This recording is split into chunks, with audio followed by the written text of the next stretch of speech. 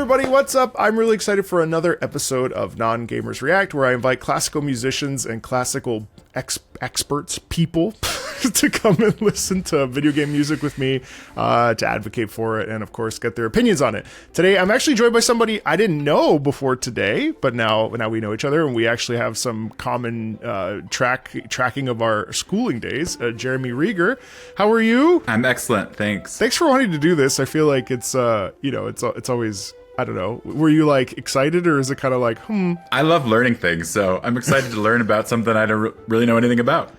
So what's your history with, like, I mean, because I know you're a non-gamer, but like, what's your history with video games on the whole? Do you have a lot of experience with them, or? I mean, I'm dating myself here, but when I was a kid and we got our first computer, you know, I would play like PC games, even the ones without graphics where you just said like move right and pick up thing, and I kind of liked that. And then around the time that Myst came out, I stopped doing that. So mid 90s. So Myst. So I mean, you have some semblance of what video game music sounds like, but maybe, you know, you certainly don't know where it's gone. Right, exactly. Okay, cool. What's your sort of like, I guess your 1 minute bio? So I'm a vocal coach. So I'm a pianist by trade, and I work with singers all the time. I work for CU Boulder as a professor of vocal coaching. I play opera, musical theater, all kinds of music for singers. And then I'm also the head of music of Central City Opera, which is about an hour and a half from Boulder itself, up in the mountains. And we just finished our 92nd or 93rd season. Crazy. It's incredible, especially like a little, I never actually attended Central City, but just the fact that there's this like opera company in the middle of, you know, it's kind of nowhere. Yeah, for real. And people like flood. I don't think my audience doesn't necessarily know, but like it's not summer stock, but essentially like summer festivals across the country that focus on. Obviously, you know this, Jeremy. I'm looking at you, but I'm telling them. Sure. Folks come and gather and tour the United States to experience these operas in a variety of different locations over the summer, and there's. It's repertory. I mean, it's a pretty amazing thing. Yeah, I did Glimmerglass and Crested Butte one time. I was in Crested Butte. I really liked Crested Butte. Is there still a music festival in Crested Butte? Yeah, there is. I just actually was there for a different, like a violin concert that I played, but it's interesting to sing up at elevation, oh my as God. you know. You know, I lost the most weight of my life probably up there, because at the time at the Crested Butte was run by, you know, a former an opera singer, and he was like a former NFL player. And, Keith. Yeah, Keith. I don't know if he's still there or not. Yeah, he is. Oh, he is. He pushed us. I lost a lot of weight, but yeah, singing at elevation is crazy. Yeah. Well, anyway, let's get started. So great. I wanted to go all the way back, and I know that you have some experience with, like, I think you probably understand what like the chiptune sound is, and like, you know, that 90s style. But I figured I tried to do a chronological journey for us with a lot of modern stuff, just because of you're so entrenched in the sound of what opera is and what music is. But this is a really nice piece. It's called The Moon Theme. It's from Ducktales. That's how I learned all my Greek mythology. Ducktales? Yeah, because Magica de Spell, remember her? Honestly, Ducktales like this over my head. Like I didn't actively engage with it, but like I grew up in Italy, and there was a Ducktales comic. There was like a Batman version of, I don't know if it was the uncle, but like a duck, Darkwing Duck, I think his name was. But yeah, let's check out this. It's a really lovely theme.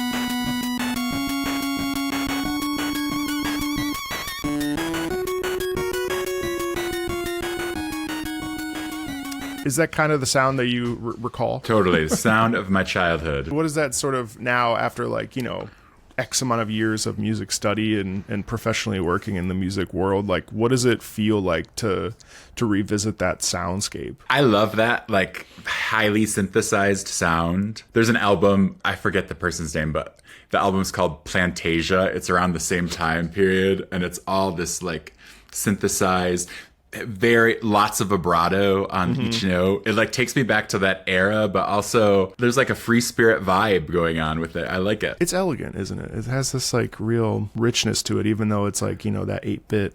It's very almost punctured or punctuated. There is some vibrato, but it's very like note, very like heavy in a way. You know what I mean? There's a like an elegance in it that I really like. I forget the name of the musician, Wendy Carlos, I think, that did all the synthesized Bach stuff in the.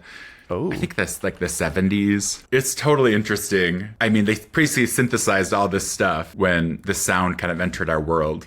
This is so interesting. I can't play it because of copyright, but we're going to listen to a couple of these kinds of pieces just because I think it's worth it to sort of prime you and remind you of what things used to be like and where things have gone. I recently just filmed a Mega Man video, and Mega Man obviously has spanned, you know, 20 plus years, and the first one was in 1987, which was the year I was born, so it's also crazy, like a 37 years sort of. Not every year has had a Mega Man game, but this sound is so purely like the beeps and boops. Do you think that this kind of music is legitimate? Like, it's not a gotcha question, but do you think like this music is like real music, or like what is considered real music? Oh, totally. Like I was telling you about, it's called Mother Earth's Plantasia. You should totally check out that album. Cool. The name is Mort Garson. I just looked it up. It takes the same sound world that you just played for me and kind of, they're like formally composed pieces in this style. Oh, wow. It totally does. It's evocative of a certain time for me. It's interesting though, because at the same time, like, and again, I mean, you actually don't necessarily know where we're going somewhere here. Pretty interesting. But like, it's funny because the beeps and boops, even maybe 10 years ago, I remember seeing an article when I was in Cincinnati that was like, it's more than beeps and boops, as if to imply that the beeps and boops were somehow like illegitimate or not valid. Or I found that really interesting.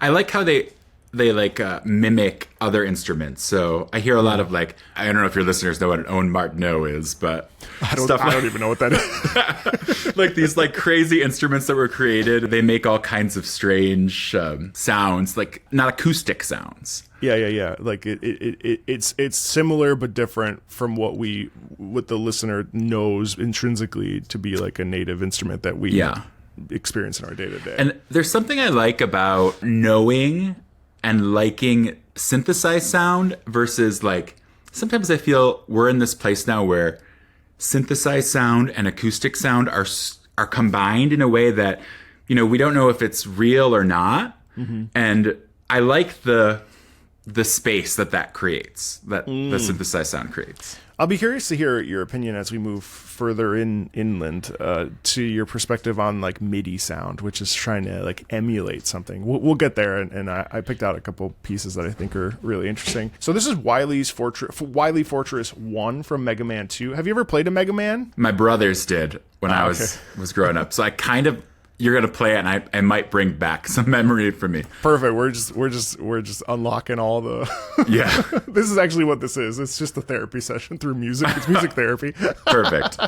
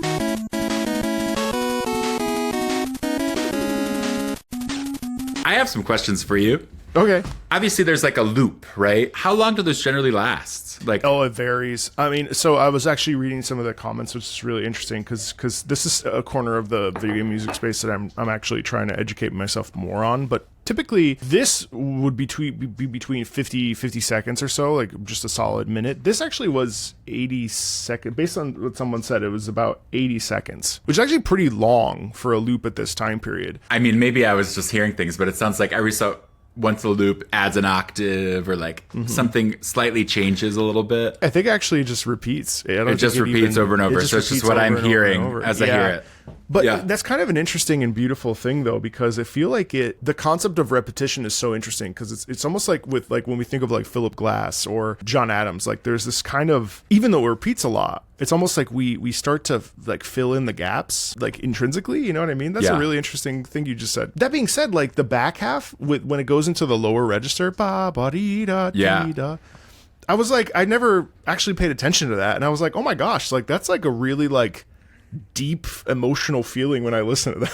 It's like really emotional there. What else kind of stuck to your mind when you listen to this? I liked all the forward momentum that it had. Like it really wanted you to do something, right? Like take action.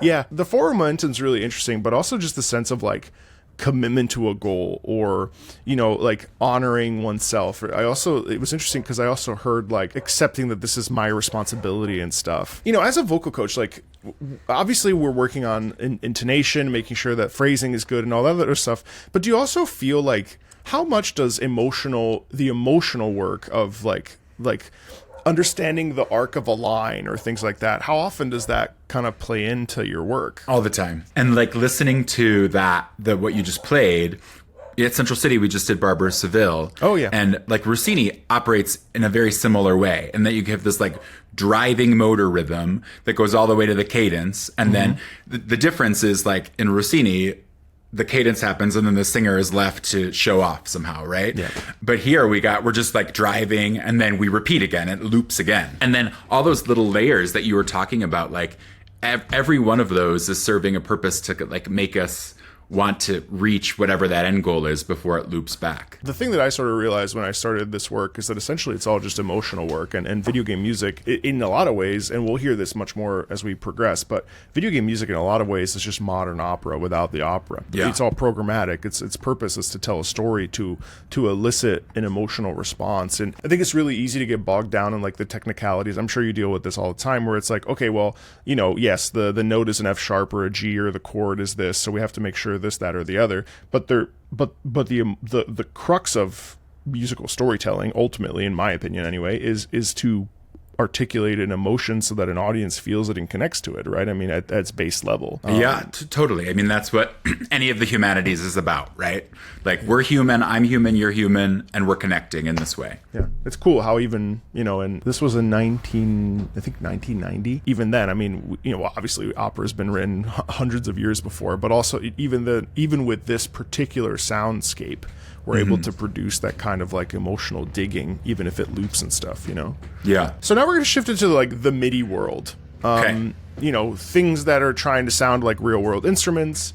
I don't think this will be foreign to you still, but I figured we might as well do a proper rundown. Did you ever play a game called Chrono Trigger? No. Chrono Trigger came out, hold on, I gotta make sure they're gonna yell at me if I don't get this right. Chrono Trigger came out in 1995. It's a really beautiful story. I mean, it's all about time, and it's very mature. It came out on that Super Nintendo. This particular track is one of my favorites. It's called Corridors of Time.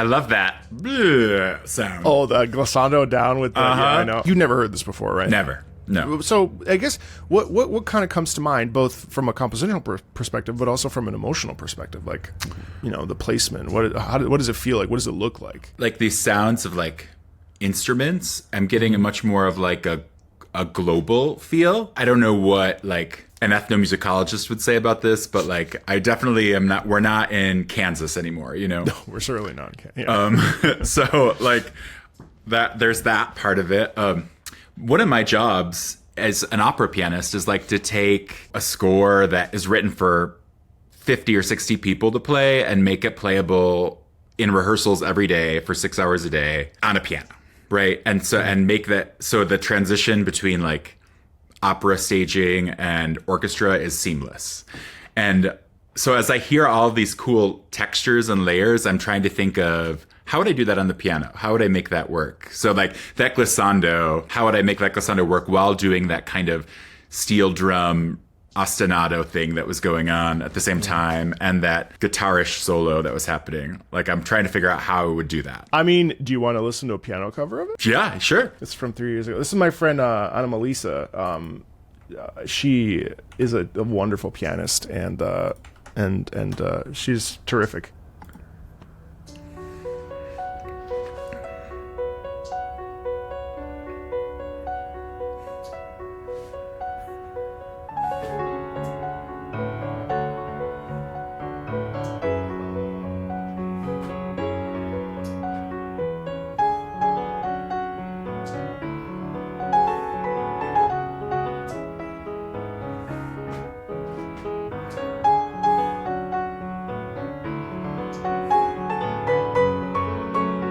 Seems like a lot of open octaves.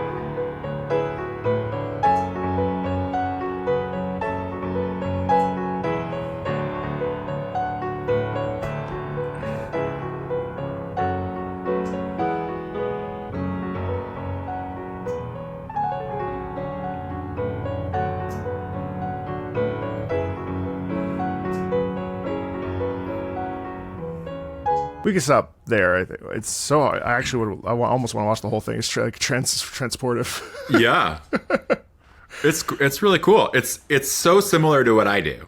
Yeah, it's just like a different medium. In some ways, the piano version was almost like richer to me. Like it had this like real like maybe it's just the arrangement, right? But it was like so impactful. Yeah, they make it sound really. I mean, it's really beautiful. Corridors of Time is interesting because it's with a civilization that's extremely knowledgeable and intelligent, and so it's almost like you're stepping into like the like knowledge center of the world, the pulse of the. It's more complicated than that, right? And it's interesting how we go with, the sort of the percussion and the type of it has this like Indian flair to it, and it feels very like maybe my brain starts to think like maybe it's related to like.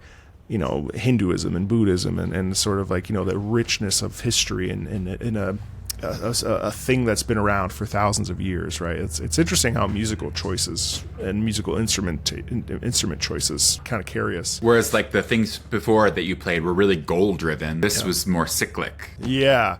And can you explain what cyclic means just so that... Yeah, so instead of like driving towards a end point, which we had in the other pieces, this keeps repeating over and over again and in a really seamless way. They were amazing at the piano how they would do this, but like this rhythm that was in percussion in the original, and then they were like doing two hands, so they would start with the left hand and then the right hand would take over. It was very complicated actually when you see it done at the piano, how that works. Yeah, no, I was honestly, I was staring at her hands because it's just like, how do you, the crossover itself. I've always been fascinated by piano in general just because I feel like I grew up listening to like Hungarian Rhapsody No. 2, Franz Liszt. Like, Yeah. have you ever played or listened to the Rigoletto paraphrase? Oh yeah. Oh God, Franz Liszt, it's so incredible. I want to pivot. So speaking of piano, and I'm also learning about you as we're going, so Totally. I'm changing on the fly. But we're gonna move forward in time a little bit here. There's this beautiful piece called To Zanarkand, and To Zanarkand is from Final Fantasy X.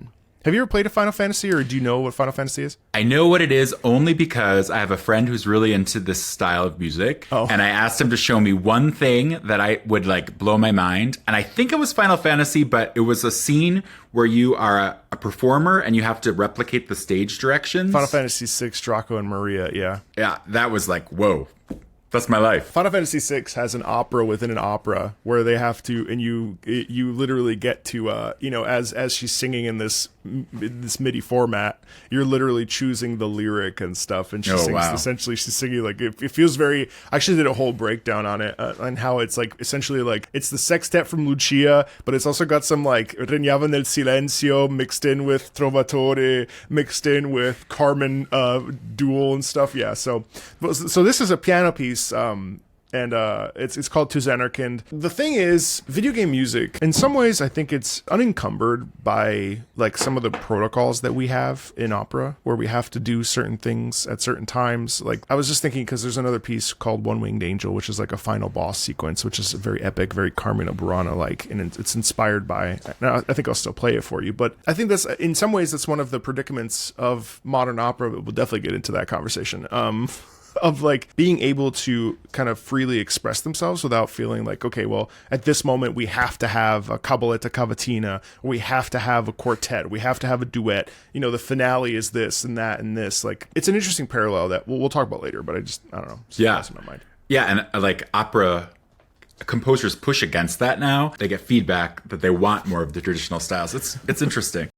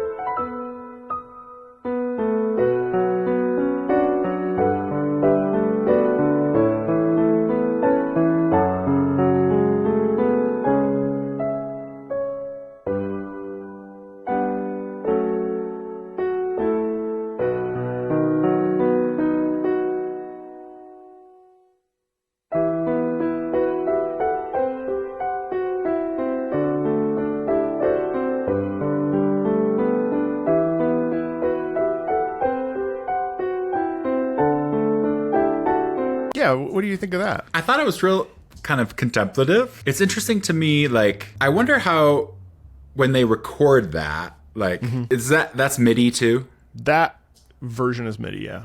Okay.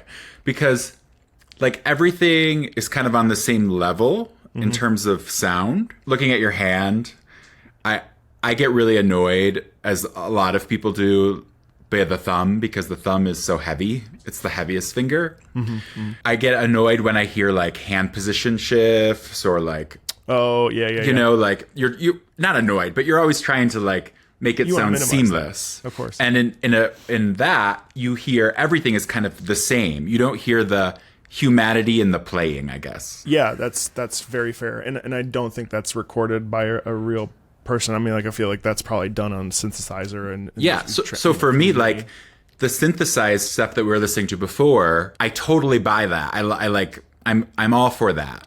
But then when a synthesized thing is replicating a real instrument, there's certain things that I miss. That you're not the first person to say that. And I think and that wasn't even necessarily an egregious example of it either, but there's something, I think things are starting to change. There was a period of time where, and it's always easier to produce on a VST or a Cubase or like making something on the computer rather than recording it with a live orchestra because of money and the financials aspect of it. But there's definitely, it's interesting because some folks really, really, really do not like that sound because you can tell that it's fake. It lacks a little bit of the breath. I mean, even if something is played perfectly, there's a breath loss that we get from the human. But a lot of video games do have that tendency to, and certainly, I mean, that came out in 2001. So I mean, now we could record with live orchestra, I think, but this was still in a different time period but even now, I mean, we don't always, a lot of things are not recorded with orchestra. So it was nice, but it lacks a certain je ne sais quoi basically because it's not the human element to it. Yes, I would say I definitely hear the machine element in the playing of the piano. But you also get that you get that with certain instruments, like organ is like that, right? I appreciated the general vibe of the music. I also thought it was interesting, there was visuals attached to that clip. Yeah. How does the visuals affect what I'm listening to? Well, and that's a great point. I mean, we're sitting here listening to it in a vacuum, which, I mean, I think I get some pushback because context is so important to a lot of the stuff that we're experiencing. And in that particular instance, that piece, it plays at the end of our journey as we're about to take our final steps towards a resolution. And so we're sitting there reflecting on the experience. We're sitting there reflecting on what we're about to lose, what we've gained, the feeling of love, passion, friendship. So obviously with that in there, I think it probably maybe even shifts your thoughts on it, maybe, rather than listening to it as a piece itself. I mean, well, you tell me. Yeah, as a piece itself, I thought it was, I don't want to create any enemies. You're not going to create enemies. No, I probably would prefer it if you were. It's pretty, it's kind of banal. It's kind of I would hear it in an elevator and be totally fine. It's interesting to get your opinion on it because I think as gamers, we're willing to let go of some of the stuff you mentioned because we have a contextual nostalgia and experience of whatever. But there is something to be said for okay, well, how is this piece as it stands? And also, how does it compare to classical music? Now, of course, in this case, in my wording of that makes it seem like classical music is superior to video game music, and I don't necessarily mean that. I find it interesting that you said it was banal and sort of elevator music, because it's just kind of nice. It's just yeah. Well, I mean, it sounds like the music I heard at the spa the other day, But also, opera does the exact same thing. I mean, a lot of people have issues with their cultural relevance in 2025, right? But they have such nostalgia for us as audience members and drawing us into this complex musical world that we were okay. I mean, at least we're discussing it now, but for decades we were just that's fine. I mean, I won't go into those details, but it's similar, right? Well, and I mean, you look at the opera list and it's the top 10 is always the same damn top 10, and it's okay. Even you talked about the Barber of Seville. I find the Barber of Seville ungodly boring. I've fallen asleep at the Barber of Seville more than one time. And to me, it's I'd rather just cut out all the stuff in between and then just do the numbers, because the numbers are the most interesting part. And then but you can't do that. And it's well, I would much rather listen to Zanarkand than listen to Barber of Seville in its entire, you know what I mean? But that's totally. I mean, Barber of Seville without great singers and an interesting stage concept, I mean, there's nothing, right? It's Yeah, well, I mean, since we're listening to music for music's sake, why don't we try a different piano piece? Similar vibes, but I've shared this with other pianists, and it's always interesting to get the variety of perspectives. The Japanese have really figured out how to emulate the classical aesthetic. You know what I mean? It's very interesting. A lot of piano, a lot of strings. So this is the main theme from Xenoblade Chronicles. And main themes are interesting to me because, do you know what I mean when I say main theme, by the way? I'm not trying to be pedantic. I'm guessing kind of the theme at the start of the game that comes back so over and over. as you start the game, it's the first thing you hear. And it really, in my mind, main themes, if I were to compare them to an opera or classical music, main themes are the overture. They're the thing that kind of sets up the emotional state.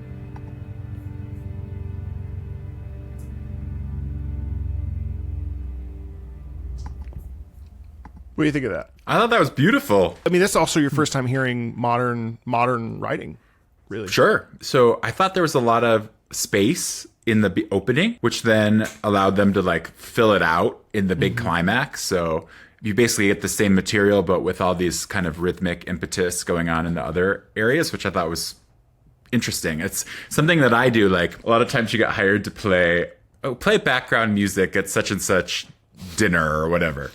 You don't want to have like 50 songs. So you take the one song that you have, whatever it is, and you play very simple version. And then you can like, elaborate the chorus and add big flourishes and then go back to simple again, which is basically what they did. And it's really effective. What's the game about? Oh, God. You are a part of a civilization that lives on top of a giant being that fought with another giant being.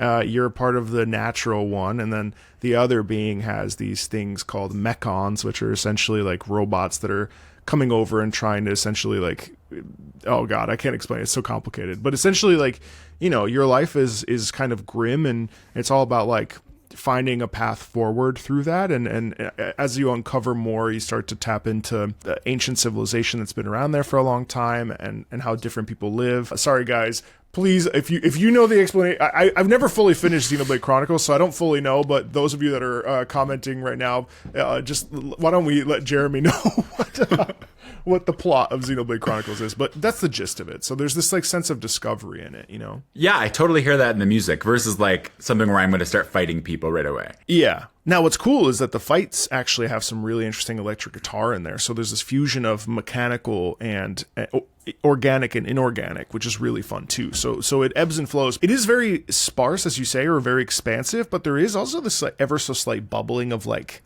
what is happening here? Like, why are we, you know what I mean? Like, yeah. And that one I could tell, I mean, I'm guessing, but it sounded like they had a real player playing it because and the left hand has to do these like arpeggios up. They were diminuendoing it in a really organic way that you don't get in some of the other things. I don't know if this is even real anymore. Like, I don't know if there is this basis of like people that believe that classical music is superior in every way. Like, do you find that, and you're probably open-minded because you came on the channel anyway and you wanted to learn something new, but like, do you feel like there is still a, if you were to play this to somebody at work, would they be like, oh, that's lovely? Or would they be like, no, that's not Brahms? You know what I mean? Or that's not, I don't know, bad example, but you know what I mean? Like, yeah. Do you think that there is some of this, or do you think it's all made up? No, I think there are people that say those things. I mean, they're not generally the people I spend a lot of time with, but that definitely does exist. Although I think that a lot of times, especially for singing, we're always talking about genre. We're like obsessed with genre. We are, yeah. Like, I'm a this type of singer, or I'm a that. Even basics, like I'm an opera singer versus I'm a musical theater singer versus I'm a this. I think, like, because I work with a lot of young people who are just starting their journey into whatever kind of music, I think that they don't care about genre. They just want to do it. And they have preferences, of course, but I think that's really exciting. Like, these boxes are unimportant to me. I'm of two minds because I grew up with gaming. I was a gamer. I'm 37, so I started playing video games when I was 7 years old. So I've been playing video games for 30 years. I trained and sang for 14.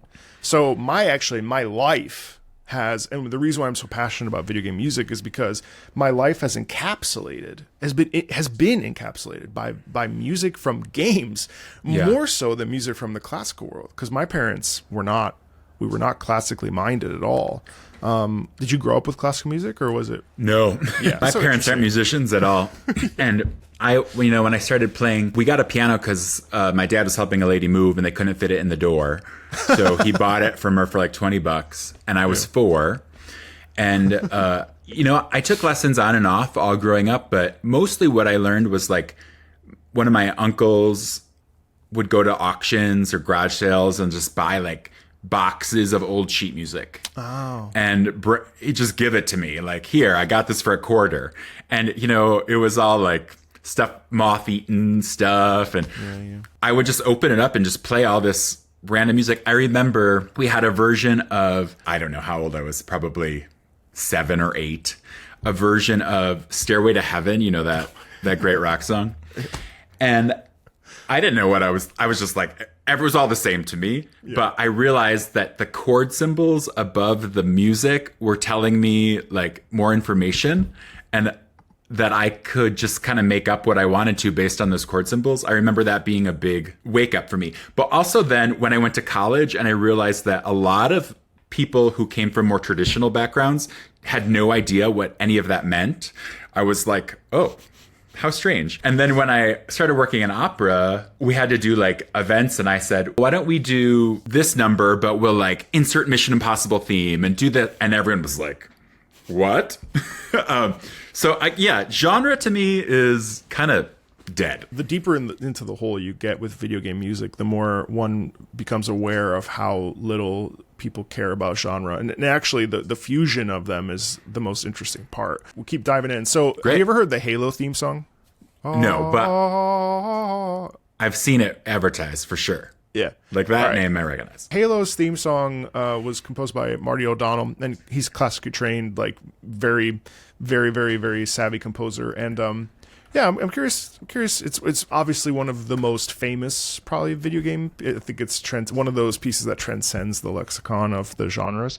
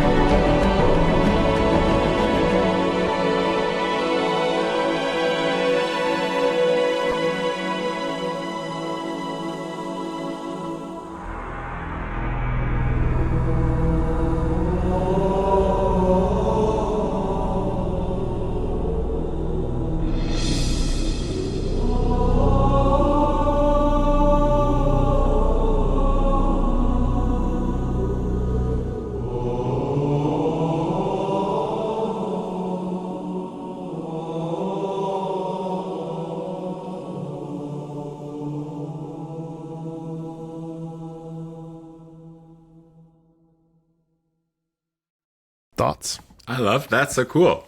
It's like so many different things happening at one time. Yeah, I know. Yeah, it takes us from like this like medieval thing yeah, to exactly. Then suddenly we're like in some other very percussion driven, kind of native sound.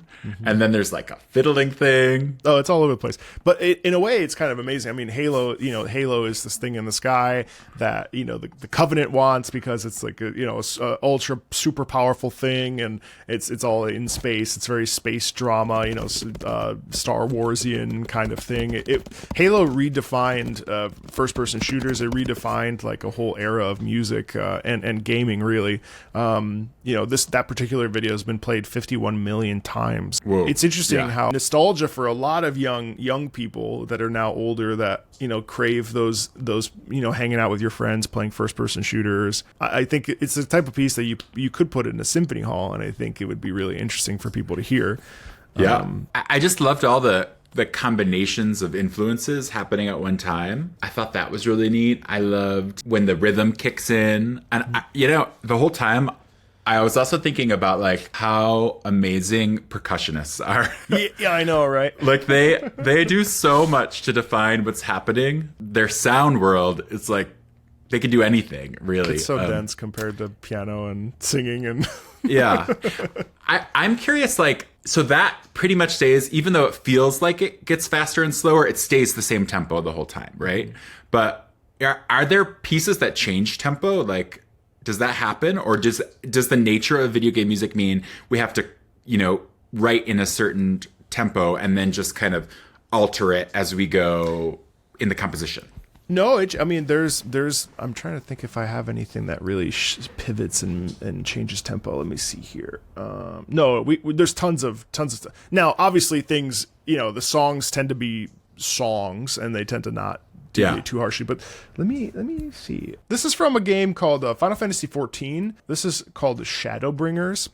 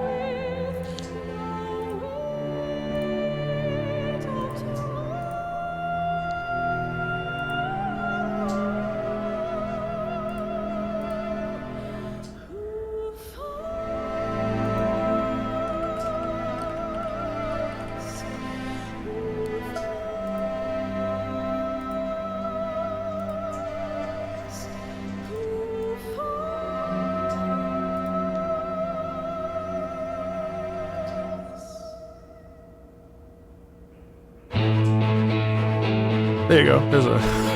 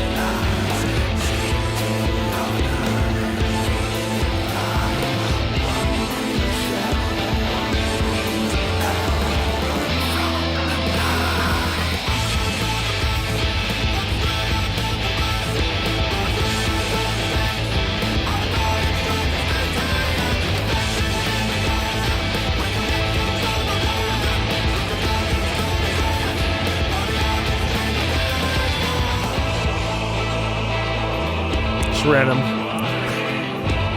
male chorus in there. Yeah.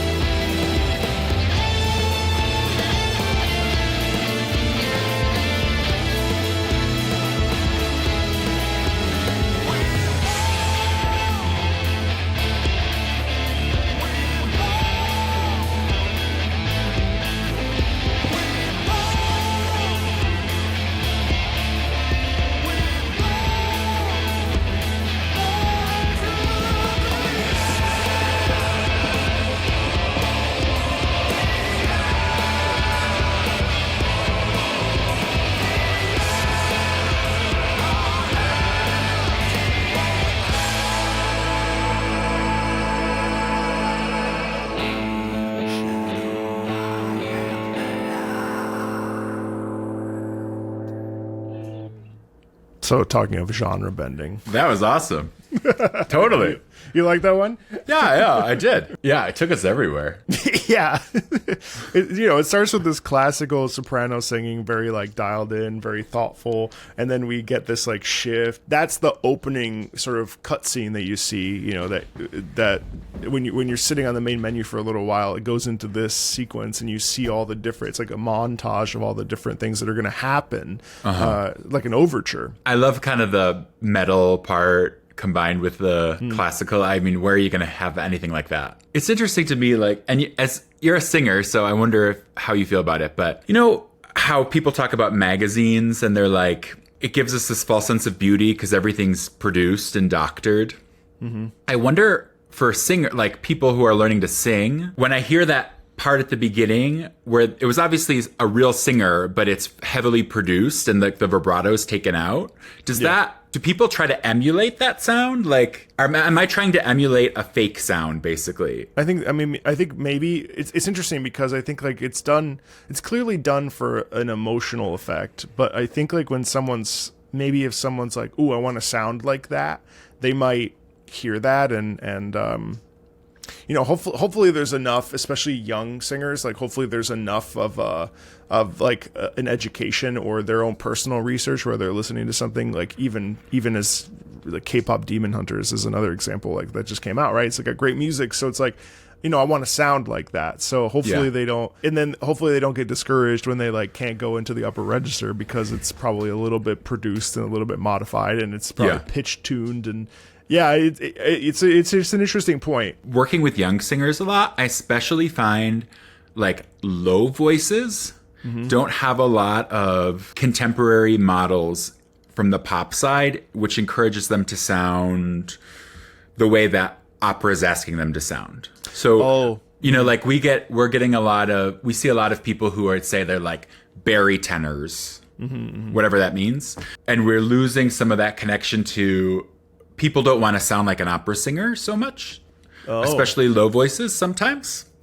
They rather sound like a pop musical theater singer that sings opera. I don't know. I wonder if those things are related, you know, like produced sounds versus... I mean, don't you think that we're still constantly fighting the battle of like, I mean, and you tell me because you're like super ingrained in it, like, you know, do you feel like we're still fighting the battle of legitimacy when it comes to like, you know, that's what I remember the most, like just trying to get people to be like, hey, opera's really cool. More times than not, I get a lot of people that are like, opera's not my usual thing, you know, and I wonder if that's not something that we're also seeing in, you know, in young people, especially 18 to 23, let's say, right, that are coming in from like a really entrenched musical theater landscape now. That I mean, it's always been there, but I feel like now the pop aesthetic of the Wicked effect, which I love Wicked, but like the Wicked effect. Yeah. You really don't get a lot of representation. And video games is actually the exception. I'll play an example of one pretty soon. But like I find that for the most part, we really don't get examples of like really good modern operatic singing in a non-operatic setting. You know what I mean? Yeah, totally. I also think it's like where we are and how opera is presented in the US versus Europe, where it's more part of like the cultural lexicon. Yeah. And here, you know, we're not funded by the government really. We're funded by audiences, not especially by audiences, but by boards. And whoever makes up the boards kind of has a lot of say in what we present. And depending on where you are in the country, who is the people that make up those boards. So if you're on a coastal city, they may be more open to different sounds. You know, working at Central City, that's a historic place. So people tend to appreciate kind of more museum approach, I would say, than, and not that that's bad, but as artists, we're always trying to come up with new ways to say similar things. So it's finding the balance there. One of the interesting things that I think about video games is that there is a fervor for more. Like video game music concerts sell out consistently. And I've been to several. Have you ever attended one? No, but what's the makeup of the audience like? Is it like people from all over the place, every demographic? I would say it veers towards millennials and under. I mean, there are some older folks, you know, but like I would say that the veracity of it does stem from like mid-30s and lower. Yeah. I went to a concert when I was living in DC. I went to a concert. It was like Game On, which is this thing that one of the tours that they have. The conductor was like, "We came to you, now you come to us," which I thought that was the wrong approach. And it's an interesting thing because there has to be a world where, and this is kind of my dream, is like, how do you integrate classical music with video game music? Don't even label them as such. Remove the boxing that we do and integrate. I'll play you a couple examples here in a bit of Carmina Burana-esque pieces. That, yes, I think if from a pejorative perspective, you could say, well, these pieces are emulating Karl Orff, or they're emulating the Verdi Requiem. But on the flip side, you could also say that these pieces are reaching masses that Karl Orff and Verdi could never were able to. Sure. Because of their availability and because of the gameplay experiences attached to them and so on and so forth. I think that's interesting that folks are coming in and you're having to be like, no, this is a good way to sing. This is an interesting way to sing. You don't have to do musical theater pop mixed with, you know what I mean? Like, well, yeah, it's just that, I mean, I don't like the word good in terms of art, but like the idea that vibrato is like a timbre is okay. Like that is, younger people tend to shy away from that. I wonder why. I don't know, but also like listening to that early stuff, that has a ton of vibrato on the pitch. Yeah. Right. And then to hear that singer at the beginning, which was really beautiful, but like obviously the vibrato was taken out to get this effect. But we have that, like, you're going to have to check this because I'm not sure it's true, but I think, you know, in the Lord of the Rings soundtrack, Renee Fleming sang the solo bit, right? But it doesn't sound like her at all. Like, I would never know it was her. Because she pulled back the vibrato. And then they produced it and changed the sound completely. So then is someone going to try to emulate that sound? It's It's interesting to me. This game is not as played as, there are millions of people that play this, but I don't think it's not quite the best example of a piece that's far and wide and reaching of that like would connect people to a sound. But for the sake of it, let's check this out. This is a Astalgia Phantasm from Lost Ark, which is a massive multiplayer RPG. Millions of people play it. It's out of South Korea, and this is a concert of the songs.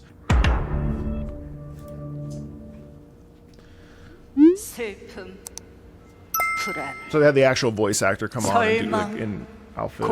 Okay. 아스텔지어가 시작되리라.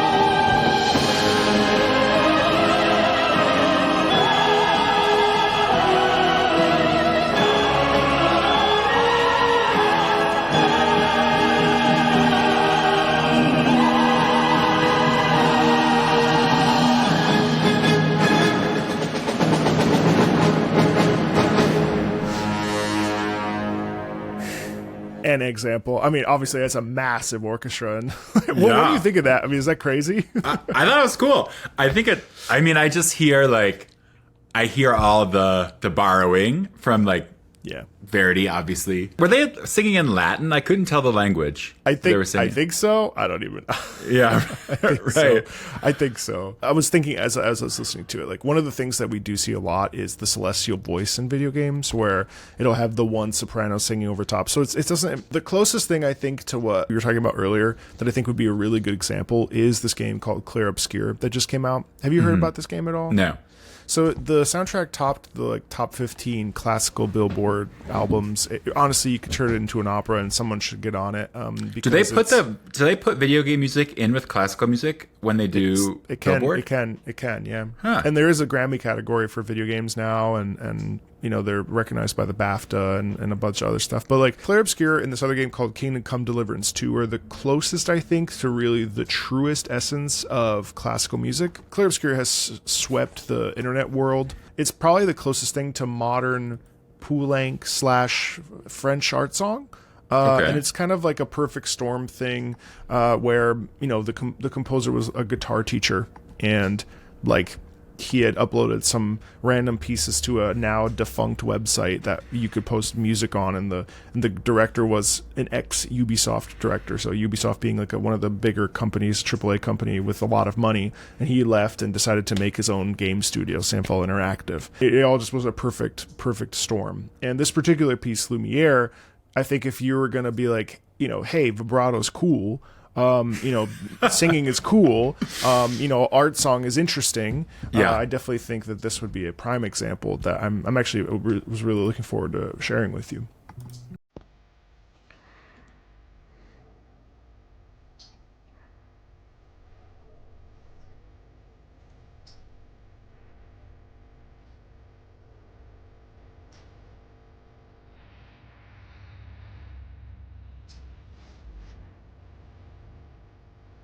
And that's the composer playing the guitar.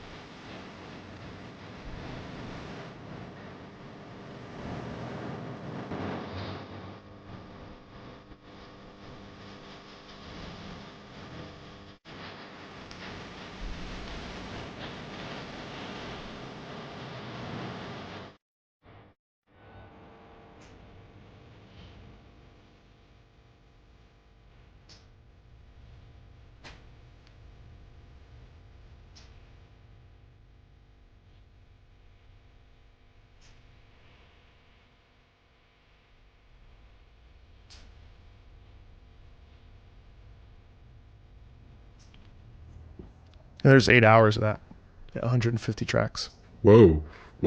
I thought it was, well, beautiful and awesome to see those musicians playing it, but also, like, I was thinking of the sounds that they're emulating, like the styles they're emulating, which seems to me like, early 1900s, kind of pre-World War One, and in that inter-World War time. Those composers were trying to take music out of how we knew it and put it somewhere else, like put it in a bar or put it, take it out of the salon and put it in a different place. Yeah. And they're essentially doing the same thing, right? Just in a different era. Exactly. I think it's a really interesting thing how obviously like I've shown you some of like what video games used to be, and now we've obviously moved into more of an orchestral sort of landscape. And it's interesting to me too how as the technology has advanced, we've actually cycled back to the 1800s and 1900s. This soundscapes that predate the like video game beeps and boops, and I find this very interesting. I find it very interesting that it all really stems from that, doesn't it? I mean, yeah, but what's that game about? So Expedition 33, every year, the Paintress, which has like separated the fictional version of France away from the continent of Europe, every year, everyone of that age dies. So in the beginning of the game, everyone who's 34 passes away, and so the 33rd expedition goes to the continent, the rest of Europe essentially, to try to stop the Paintress from killing another generation of people, because for the last 100 years, there's been a countdown, and so every year, people are losing their grandparents, their parents, and that's everybody of that time period. And then as it turns out, there's a lot more at play. It's this conversation. It's a story about grief, about love, it's very French, and it's very operatic, and it's the way that it's fleshed out. It's so interesting. Like, I'm a big reader, so of all kinds of genres. These stories are way more complex than I would have ever anticipated. Honestly, Jeremy, like if you can take I'm not saying buy a PlayStation and play it, but what I'm saying, or a computer, but what I am saying is on YouTube, you can watch a Let's Play of it with no commentary. It's that good. It's really good. It's very mature. It's very adult. I think this year, it's going to win every single award that the video game world has. Even just go and listen to the soundtrack. I mean, 8 hours, 150 tracks. There's a ton of different genres in there. There's some EDM. There's some heavy metal at one point. There's obviously this. I mean, it's fascinating to me. And I think like everything I've played for you is special, but I think like for whatever reason, Clair Obscur is one of those. There have been video games that have come out over the decades that I think have been really important. And I think like Clair Obscur is one of those, that it's like a generational game. Yeah.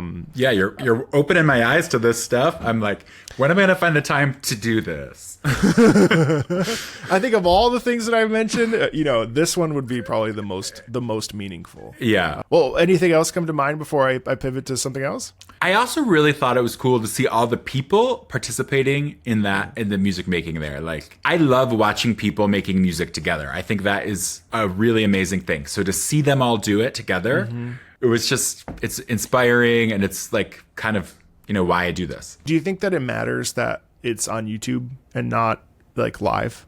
Or do you think that it needs to be live if it can still create an emotional impetus and an emotional connection? I think both are valid and good. I'm here talking to you. We just met 2 hours ago, and that's amazing, right? And we're talking about this music, and I'm learning a ton.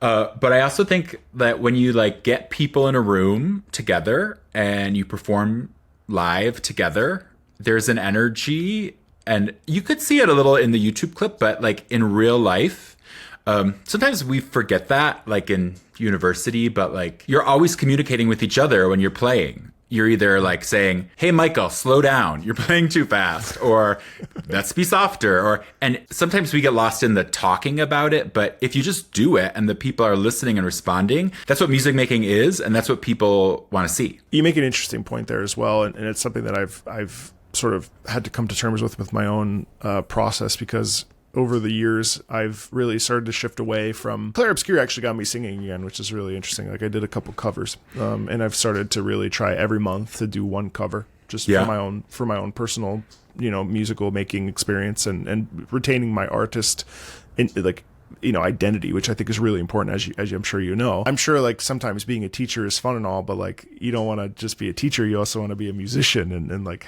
how those things. For me, I sit here every day and I talk about music or stream a video game and try to talk about the music while I'm playing it. So I'm essentially becoming a pundit, which is fine, but that's not what my life goal wasn't. And I'm happy with it. It's a great gig, and I'm very stable compared to my music life, which all bets, I never would have expected that. But I think we get caught up, and I'm sure you're aware of this, like when we're looking at stuff and when we're breaking down music, sometimes I think we as musicians think that the value is in the fine-tooth combing of things. Mm-hmm. And I think we sometimes forget that it is about making music or just listening or just talking about it. Not, well, the chord structure here at measure 10 really, it's we need to make sure that the legato line of the 4 quarter notes going down into the ascension up, I think I had an awareness about a month ago about that. I was thinking that I was providing value by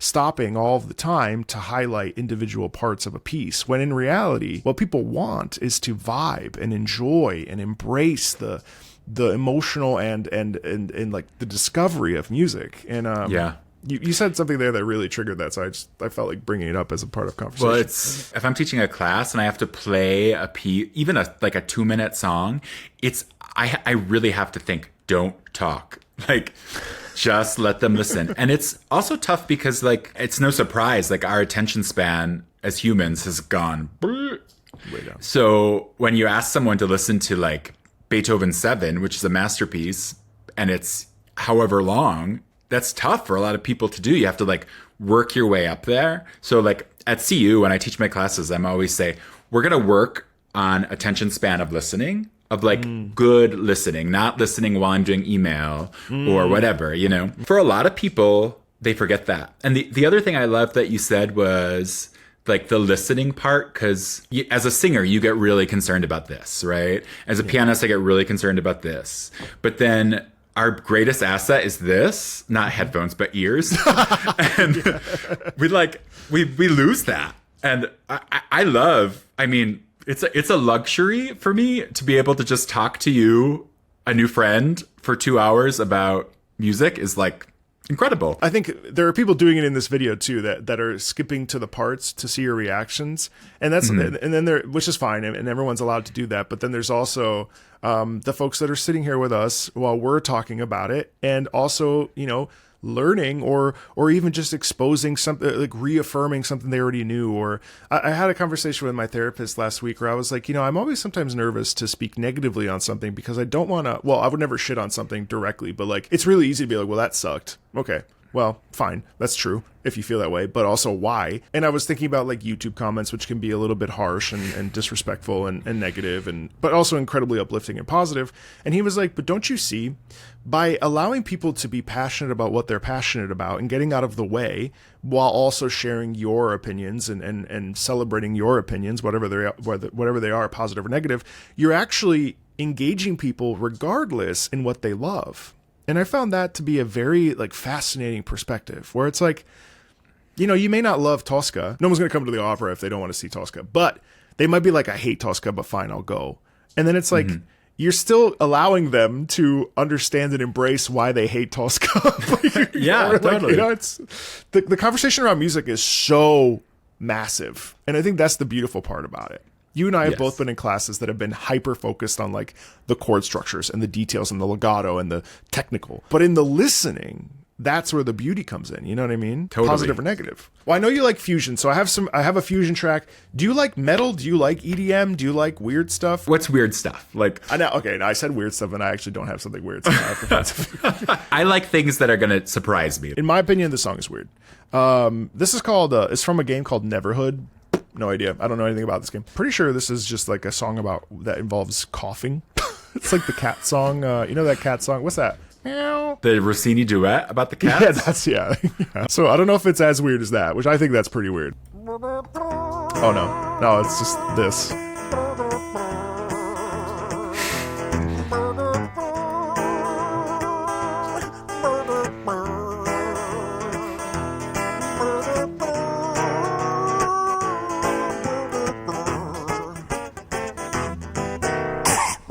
There you go.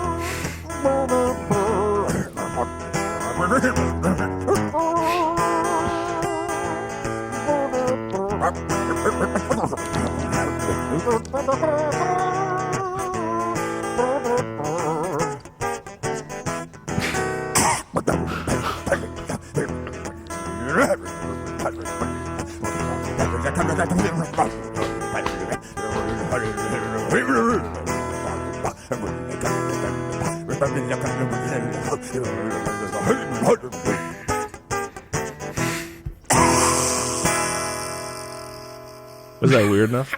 I love it. Do you actually? Well, this is what I thought. I think we're all kind of nerds here. Like, it's fine. But this summer, I decided to read Ulysses by James Joyce for the first time, which I'd never read before. And I have to have like 3 supplemental books to understand what's going on. There's a chapter about music that takes place at a bar. He writes out all these different sounds. He's trying to create like a fugue with literature or something. It's really fascinating. But this whole chapter ends with the character farting. And so it ends just with like, it's like PPFT. I don't remember. Someone will say. But I just thought, wow, this reminds me of that.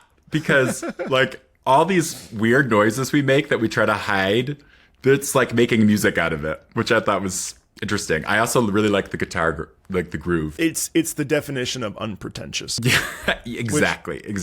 I find that in my, sort of thinking back to, and also that's the other weird part for me is that as time goes on, I'm further and further away from the world of opera, and like I'm free. I can say whatever I want now.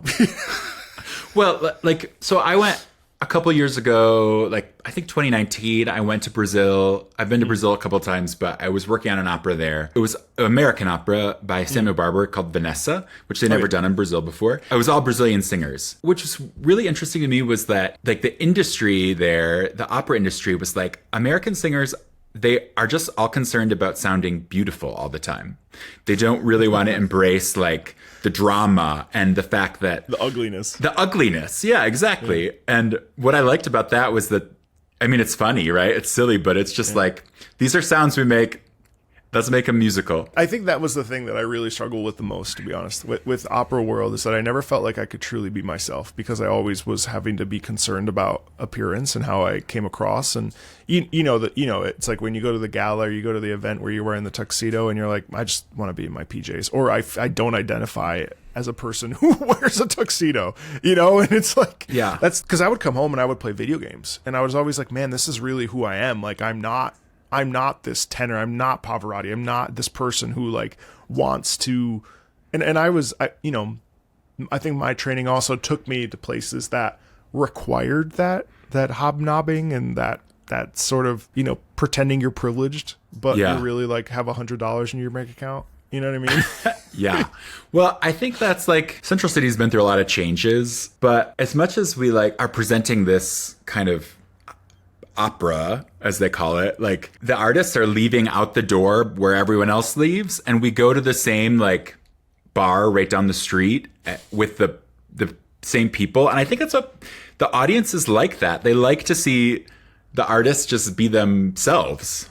Yeah. And I don't know that we've always been in that world, but it's a world that we're trying to cultivate. We are all just human beings doing the exact same thing. Obviously, as a singer, what you're doing is like an Olympic sport. It's pretty amazing that you can create those sounds and do those things. But then also we're all using the same bathroom right down the street. Yeah, I remember Des Moines was like that too. I mean, obviously you represent the opera, so you don't want to like make a fool of yourself, but of course, or represent or make a fool of the opera. But at the same time, like there was something about going to the to the local watering hole. Well, for better or for worse, depending on how people felt about the opera Totally. company. Yeah, right. There's a certain quality of like, oh, the opera's in town. Oh, cool. We get to, you know, there's quality time that you get to spend almost, and just being a person in the world, I think is really important. And I think that's what I like about video game music, is that it's really like something that's like celebrated. I wish that there was a way to integrate like a really fun, beautiful piece of classical music with like this piece as a prime example. So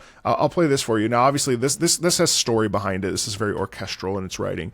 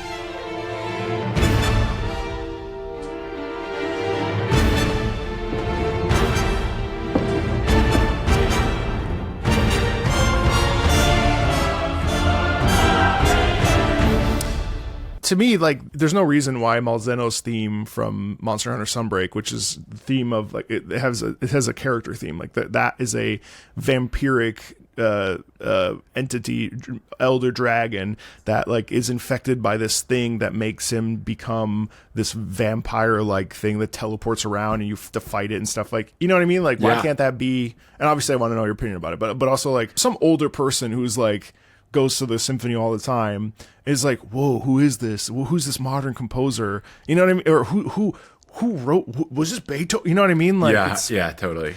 I just want them to freak out. You know what I mean?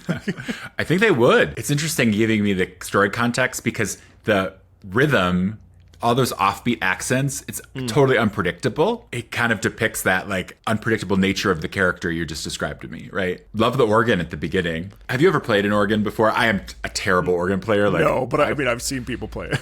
I've made money pretending to play the organ, which is, you know, at a church, whatever. Yeah, of course. But like the swell pedal to control volume is so tricky, and I got big feet, so I would always like be playing and then all of a sudden rah! Oh, and I have a size 15, so I would. Yeah, me too. Oh, Great. oh, really? We have that in common. Whoa, there's so few people. My neighbor has size 15. I'm like, are you for real? Do you know Robert Toohey by chance? He's a conductor in France, and I did my last gig with him was a Macbeth, and we toured, like we were in Reims, Massy, and Limoges in France. After I met, I had my Nintendo Switch at the time, and he's like, "Is that Nintendo?" And I was like, "Yeah." And he like bought one, and then I I got him addicted to playing PlayStation, and now he only plays some of the more difficult games that exist. And so I just had him back on, and he's like, "Oh, I'm doing all this stuff like level 1," and like people are like, "Holy shit, he's like a pro gamer now," and he's like a conductor. You know, like we were talking about earlier about the influence of young people and this whole idea of like non-vibrato singing. And I wasn't sure if I was going to play this for you, but I feel like because you're also a vocal coach, I think this kind of knowledge would be invaluable to this person. But also Iron Mouse, which is this VTuber, and VTubers essentially they're masks, but they're really just like characters that the person, that way you don't have to, there's anonymity when they're streaming, they don't have to give away who they are. So it's not video game music, but it's related, it's the video game space. She was training to be an opera singer actually, and I don't know anything about her history, but she as she was training, she got this it's called CVID, and so she lost her voice for a year, wasn't able to sing. I listened to this, and obviously there are things, there's breath support, there's certain issues, but overall, I thought that she sounded really good. And I think the most fascinating part to me about this particular situation is that here's a person who could have become an opera singer, but by essentially being lonely and feeling isolated because she couldn't even leave the house, she has created this community that enjoys listening to singing and enjoys like vibrato and all this other stuff. So I'm curious what you think of this. This is actually a piece that was composed for her. This was composed by another VTuber, Daryl, and they were able to actually like hire out the Budapest Scoring Orchestra. Okay. To play this sort of pseudo tango. So I'm curious, not to make you have to put on your hat, but maybe your vocal coach hat, and I'm curious what your thoughts are after you listen to this. And again, don't be afraid to be candid or honest. Like, that's important.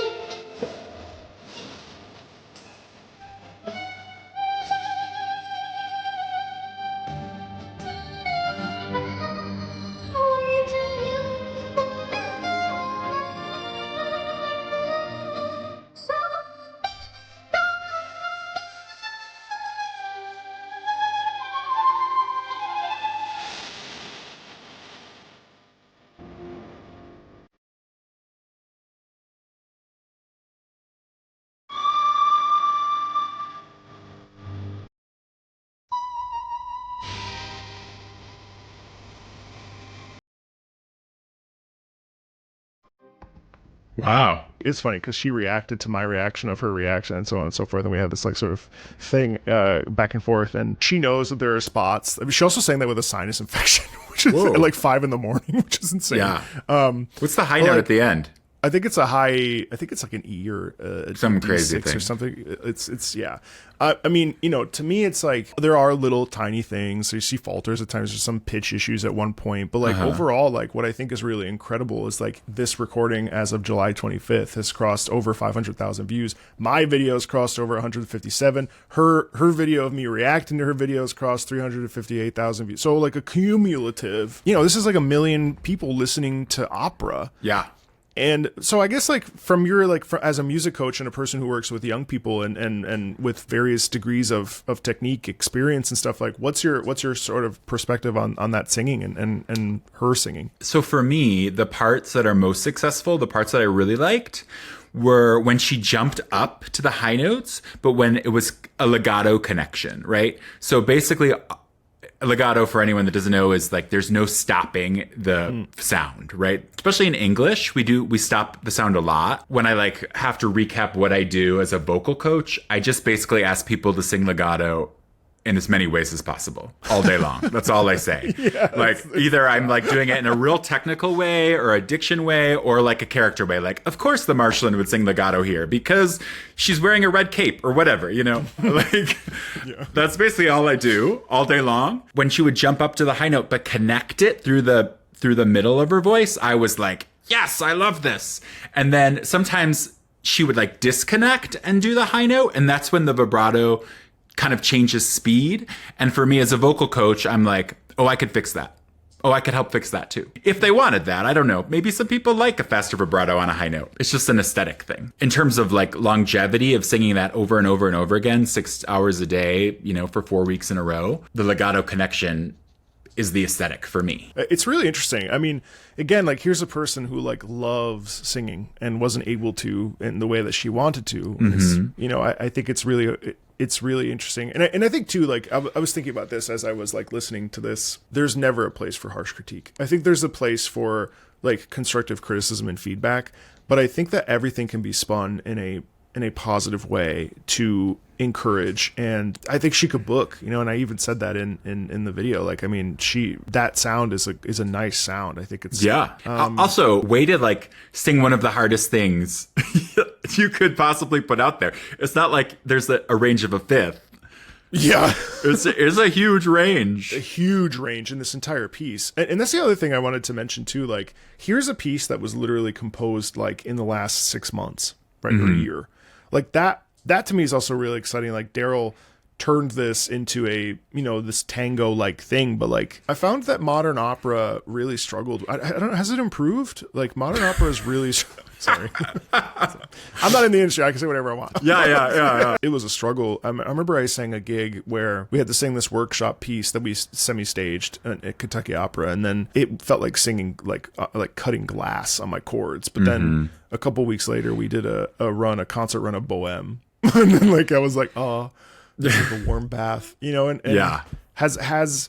So to me, to hear this, that is recent and like a modern composition is lovely, because here's a modern piece of music that is being written that is not. I'm still in the industry, so I have to A lot of times they say like, oh, contemporary opera is in their golden age now. I don't know who spun that or who came up with that. There are composers who are writing in a way that highlights the singing, but there are a lot of composers who don't sing themselves as they write it. And that is very evident when you workshop the piece versus the composers who, when I sing in coachings, I have to sing all the time. I sound like your drag queen aunt at a piano bar at 2 a.m, like singing Elvira or whatever, that's how I sound. And that's fine. I accept it. I own it. We still have to like make the music happen.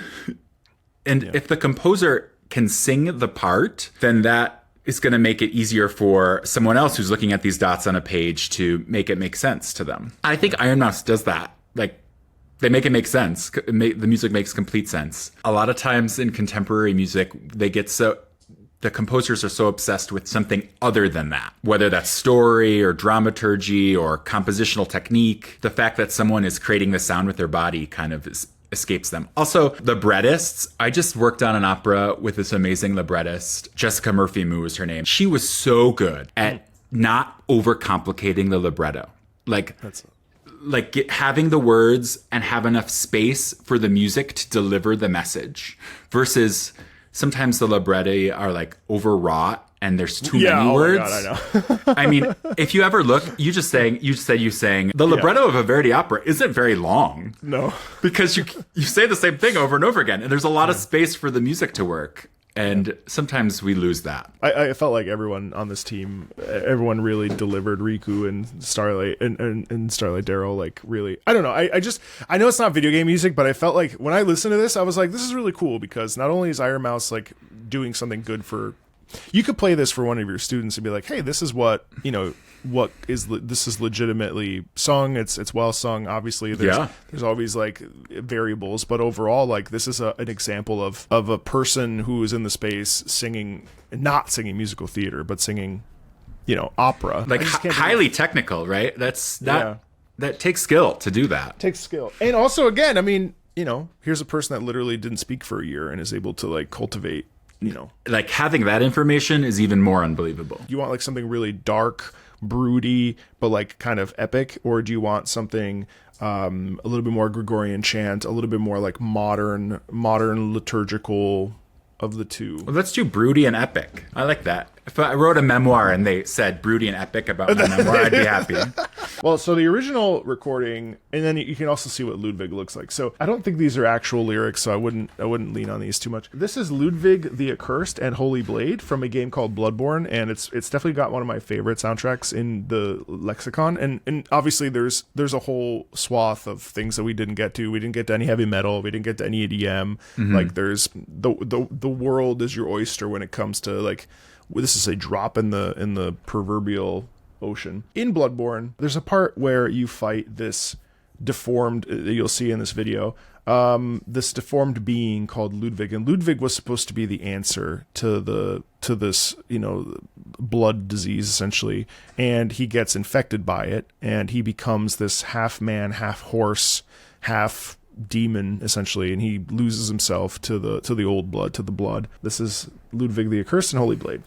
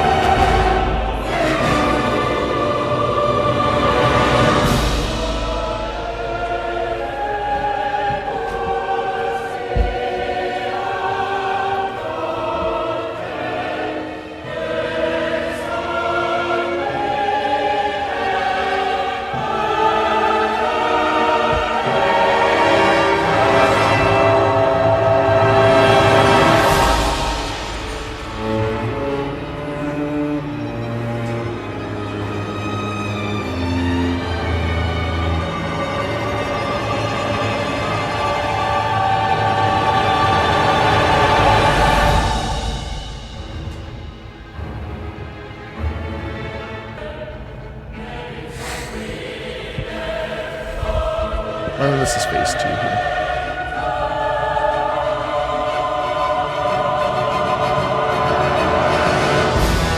Yeah, I know. Whoa!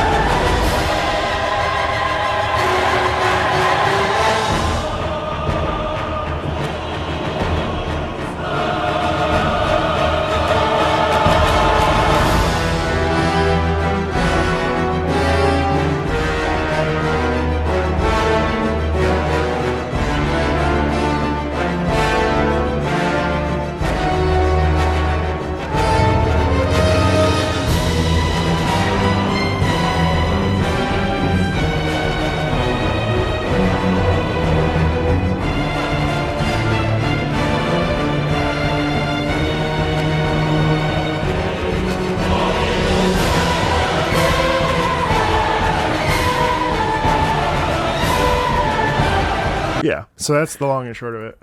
I love in the video you said that someone's correcting the Latin grammar. Yeah. I love that. Yeah. The game company's From Software, and the FromSoft community is very passionate about their about their pieces. So Yeah. what do you make of that piece? I mean, I could tell you're an opera person because that was very operatic and dramatic. For me, like, it's stressful.